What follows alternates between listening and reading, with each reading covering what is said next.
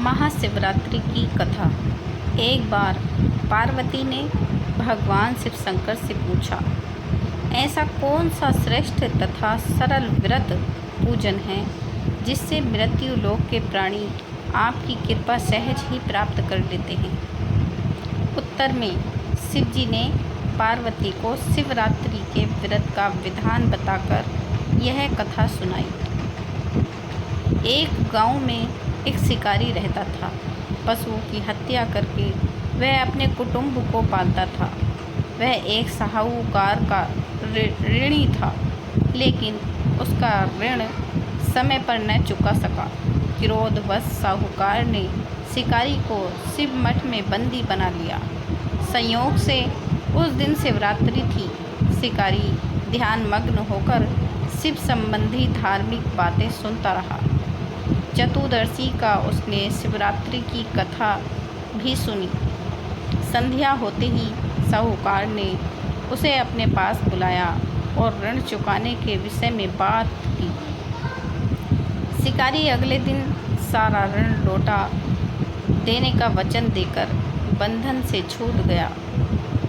अपनी दिनचर्या की भांति वह जंगल में शिकार के लिए निकला, लेकिन दिन भर बंदी गृह में रहने के कारण भूख प्यास से व्याकुल था।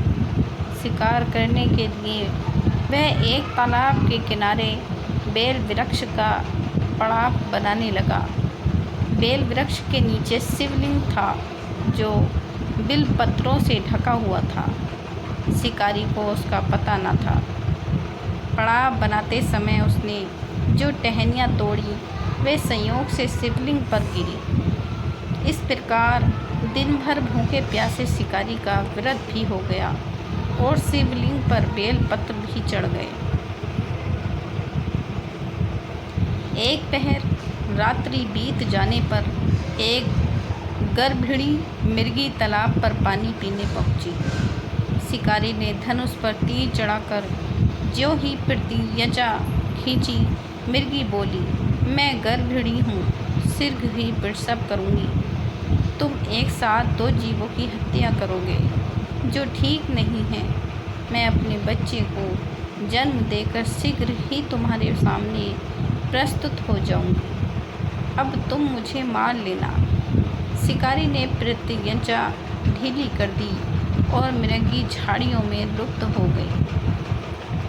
कुछ ही देर बाद एक और मृगी उधर से निकली। शिकारी की प्रसन्नता का ठिकाना न रहा।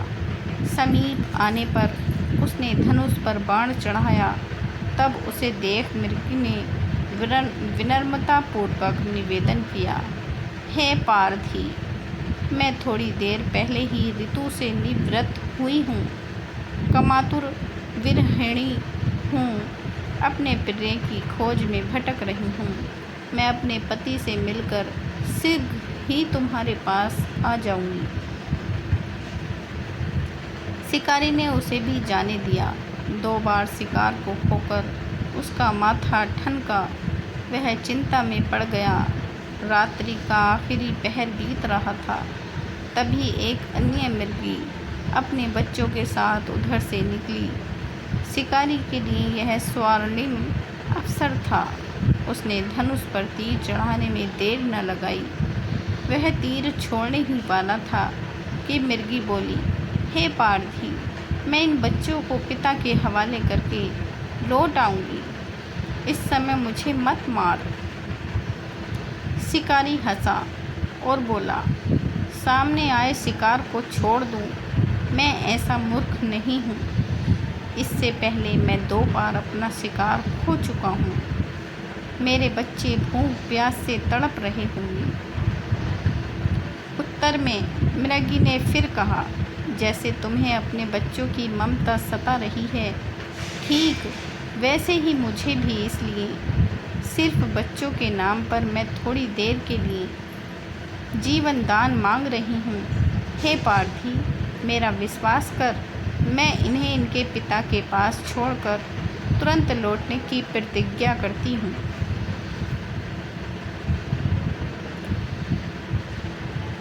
मृगी का दीन स्वर सुनकर शिकारी को उस पर दया आ गई।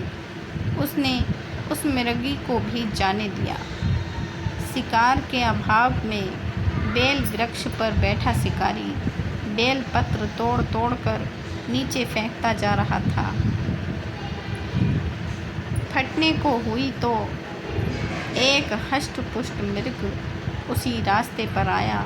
शिकारी ने सोच लिया कि इसका शिकार वह अवश्य करेगा। शिकारी की तनी प्रत्यंचा देखकर मृग विनीत स्वर में बोला, हे पारधी भाई, यदि तुमने मुझसे पूर्व आने वाली 3 मृगियों तथा छोटे छोटे बच्चों को मार डाला है तो मुझे भी मारने में विलंब न करो, ताकि उनके वियोग में मुझे एक क्षण भी दुख न सहना पड़े। मैं उन मृगियों का पति हूँ। यदि तुमने उन्हें जीवन दान दिया है तो मुझे भी कुछ क्षण जीवन दान देने की कृपा करो। मैं उनसे मिलकर तुम्हारे सामने उपस्थित हो जाऊंगा। मृग की बात सुनते ही शिकारी के सामने पूरी रात का घटना चक्र घूम गया। उसने सारी कथा मृग को सुना दी।